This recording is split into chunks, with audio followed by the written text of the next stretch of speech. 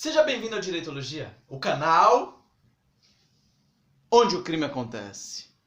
E no vídeo de hoje, dando continuidade aos nossos estudos sobre as ferramentas utilizadas para se resolver o conflito aparente de normas, chegamos aos últimos princípios, que são o princípio da consunção e o princípio da alternatividade, beleza? Então, para quem não lembra a sigla famosa aí das ferramentas utilizadas para se resolver o conflito de normas, lembre-se aí do princípio da sigla SK, princípio da especialidade, princípio da subsidiariedade, princípio da consunção e princípio da alternatividade. Hoje vamos ficar na consunção e alternatividade, beleza? Deixa eu apagar aqui já para não confundir. Se você não viu esses dois últimos vídeos dos dois últimos princípios, assista lá. Então vamos lá. Princípio da consunção. Primeiro, pense na consunção como sendo uma absorção. Absorção do quê? De fatos. Um fato mais grave e mais amplo, ele absorve um fato menos amplo e menos grave. E aí nós temos a primeira e a principal, talvez, diferença entre os princípios falados anteriormente. O princípio da especialidade e o princípio da subsidiariedade. Por quê? Porque nesses dois a gente compara normas. No princípio da consunção, a gente compara fatos. Beleza? Então, eu tô meio gripado aí, eu vou vira e mexe dar umas tossidinhas, beleza? Vou tentar na hora da edição dar uma cortada aí pra não ficar chato aí minha tosse. Mas vamos lá. Então, primeiro exemplo aqui já para facilitar o entendimento. Vamos pensar aí no homicídio culposo na direção de veículo automotor. Então, nós temos o crime do direção perigosa e temos o crime da omissão do homicídio culposo na direção de veículo automotor.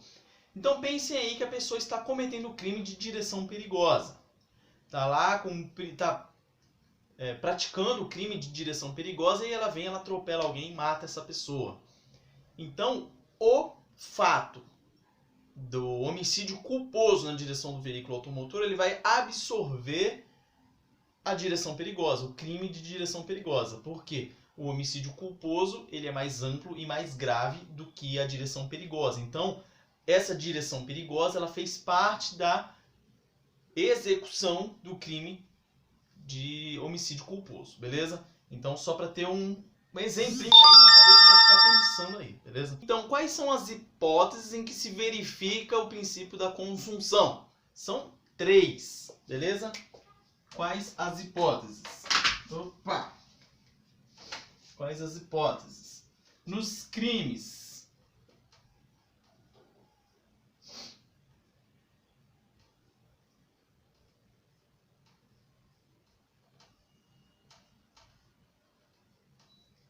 vamos lá. Nos crimes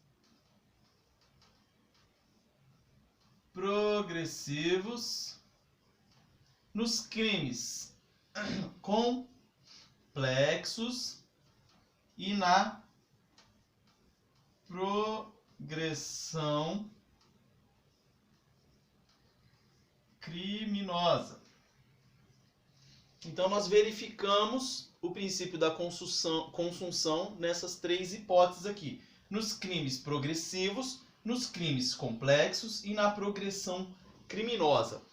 Para não confundir, porque o que mais confunde aqui são crimes progressivos com progressão criminosa, mesmo porque a palavra aqui é parecida.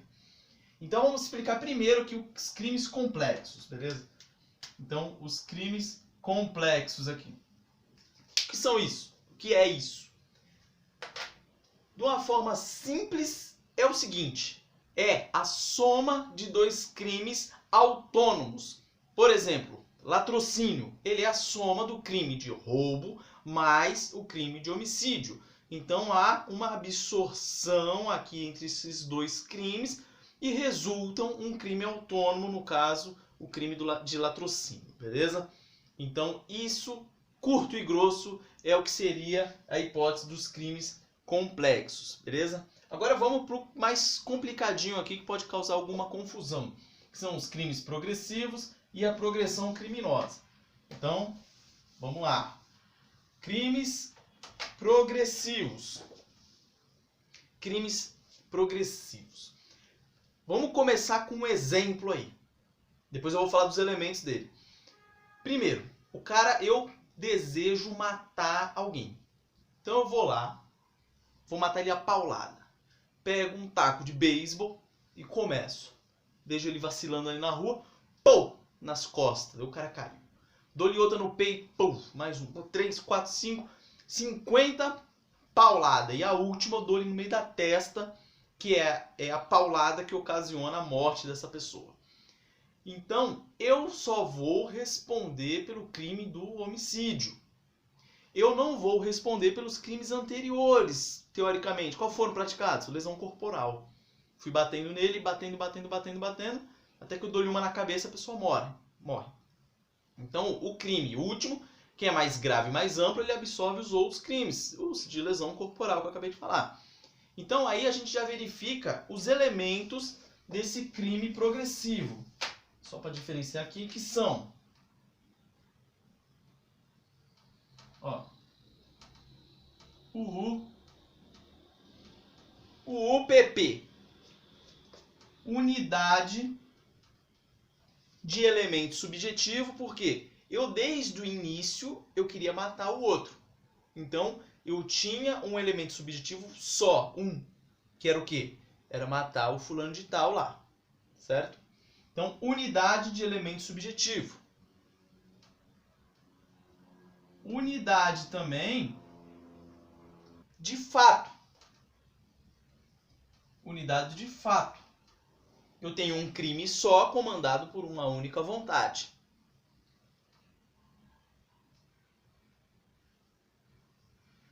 Pluralidade de atos. Ou seja, eu fui praticando vários atos até atingir o meu objetivo final. Se houvesse um único ato, a gente não estaria falando aqui de absorção de nada. Então, tem a pluralidade de atos. E por fim,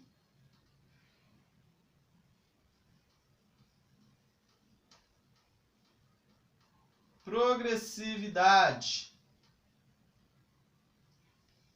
Progressividade na lesão ao bem jurídico. Por quê? Porque é uma progressão.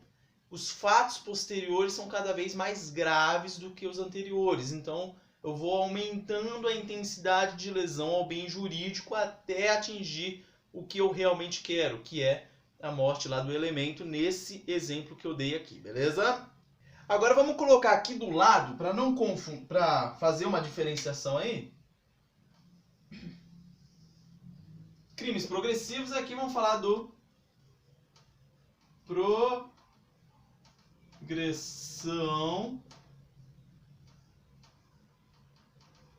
criminosa. Eu vou colocar aqui do lado para você já vai diferenciando aí o progressão criminosa do crime progressivo, beleza? Então, aqui nós temos 3 subespécies.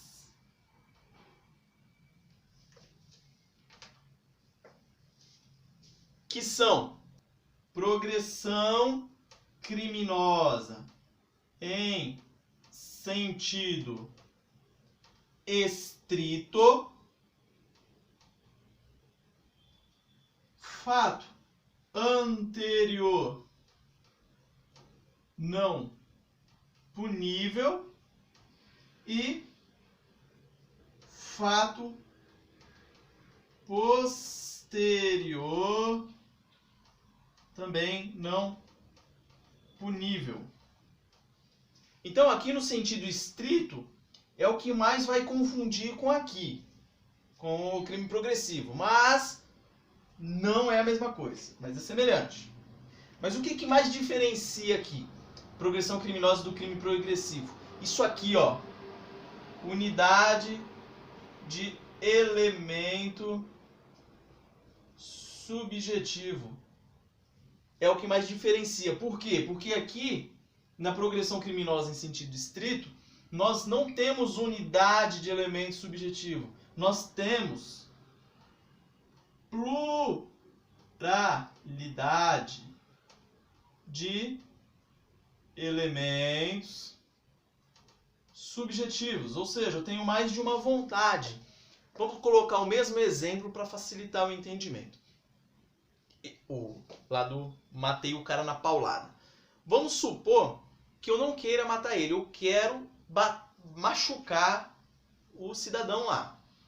Quero machucar o cara. Pego um taco de beisebol, mesmo exemplo, ele tá vacilando na rua, eu vou lá e puf, dou-lhe uma paulada nas costas, o cara cai, vou lá dar mais umas 5 pauladas nele, puf, seu vagabundo, bati. Beleza. Primeiro elemento subjetivo, eu queria machucar ele, queria praticar uma lesão corporal. Aí, na hora ali eu vejo ele caído ali, vacilando, eu falo assim, quer saber? Vou matar esse cara. Vou lá e dou-lhe mais umas 3 na cabeça e mato a pessoa. Então, eu tinha um elemento subjetivo, uma intenção inicial, que era machucar ele. Depois que eu atingi esse objetivo, machuquei, eu tive outra intenção. Opa, agora eu quero matar ele. Então, eu tive mais de uma intenção, mais de um elemento subjetivo. E isso é o que mais vai diferenciar do crime progressivo da progressão criminosa. Então eu fui lá e matei o cara. A consequência é a mesma. O fato mais grave vai absorver os anteriores, beleza? Então eu não vou responder por lesão corporal mais o homicídio. Não, o homicídio ele absorve as lesões corporais aí que eu pratiquei nesse exemplo. Beleza? Legal. Então, um dos elementos aqui da progressão criminosa em sentido estrito é essa, pluralidade de elemento subjetivo. Temos mais 2, que são pluralidade de fatos e progressão igualzinho o crime progressivo. Então, eu vou ter uma pluralidade de fatos, vários fatos ocorrendo, né, vários atos praticados, e a progressão, ou seja, cada vez eu vou aumentando a intensidade de lesão ao bem jurídico. Beleza? Então, esse é o primeiro e mais confuso. O resto é mais tranquilo. Fato anterior não punível é aquele fato praticado como meio necessário para eu atingir o objetivo lá que eu quero. Então, a gente pode enquadrar aí como a fase de preparação ou mesmo de execução de um determinado crime. Então, por exemplo, se eu quero furtar uma casa, e aí tem a casa lá vacilando, eu quero furtar essa casa. Primeiro eu vou ter que invadir essa casa. Então já estaria cometendo o crime de violação de domicílio. Aí fui lá, pulei o muro, entrei na casa, invadi. Eu estou cometendo um crime. Aí para eu chegar dentro da casa, eu quero levar a televisão, por exemplo. Eu vou ter que arrombar a porta. Aí eu vou lá e dou-lhe a bicuda na porta e arrombo a porta. Aí eu pego a televisão e vazo. Eu não vou responder pela invasão de domicílio, ou violação de domicílio, como queira. Não vou responder pelo dano à porta.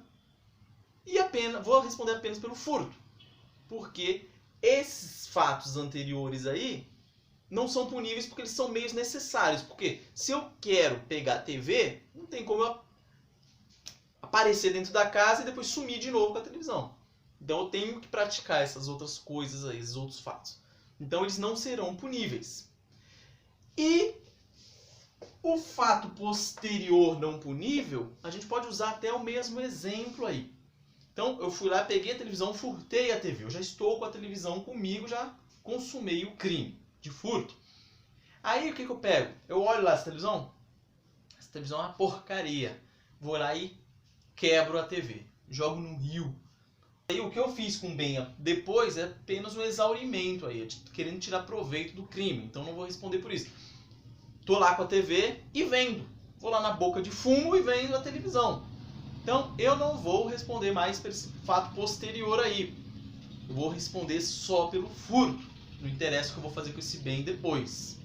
Então, uma observação importante aqui que a gente deve fazer é que tudo que eu falei aqui a respeito do princípio da consunção, todos esses fatos e tal, eles devem estar sendo praticados dentro do mesmo contexto fático, dentro da mesma situação ali, sob o risco de eu responder em concurso, um crime em concurso com outro. Por exemplo, estou andando na madrugada, não, ao contrário, estou no boteco, aí discuto lá com a pessoa lá, aí eu vou lá na casa, pego um 38, volto, mato o cara. Vou responder pelo homicídio. Esse período que eu estou andando com a arma na minha cintura aí, seria, vamos supor que a arma é ilegal, e eu estou andando aí, estou praticando crime de porte ilegal de arma, eu não vou responder.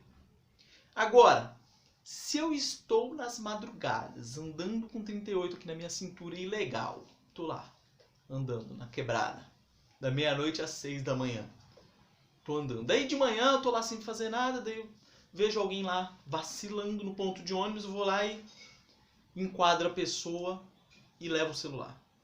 Nesse caso, eu vou responder pelo roubo mais porte ilegal de arma, certo? Porque não está dentro do mesmo contexto fático. Eu tenho dois fatos em momentos diferentes aí. Então eu pratiquei um crime aqui, depois outro crime ali. E aí, tô lascado. Vou responder pelos dois em concurso, beleza? Então com isso a gente termina a explicação do princípio da consunção. E aí eu vou terminar aqui, marretar, falando sobre o princípio da alternatividade. Por quê? Que eu já vou pegar o embalo e vou falar logo. Porque o princípio da alternatividade, ele nada mais é do que um princípio da consunção aplicado dentro da mesma norma. Pronto, acabou. Por quê? São os tipos penais alternativos. Então, se você for lá no artigo 28 da Lei de Drogas, vai ter lá 5 verbos que, não importa quais deles eu pratico, eu vou responder pelo porte de drogas. Não interessa também se eu praticar só um deles, por exemplo, portar o entorpecente lá, portar a droga, ou se eu praticar todos, eu vou responder por um fato só pelo porte de entorpecente, certo? Então, esses são os tipos penais alternativos. Então, eles prevêem vários elementos, tem vários verbos lá, que não importa se você praticar um, ou se praticar todos, ou metade e tal, você só vai responder pelo mesmo crime. Certo? Vemos isso lá no tráfico de drogas, vemos isso lá no porte ilegal de drogas e etc.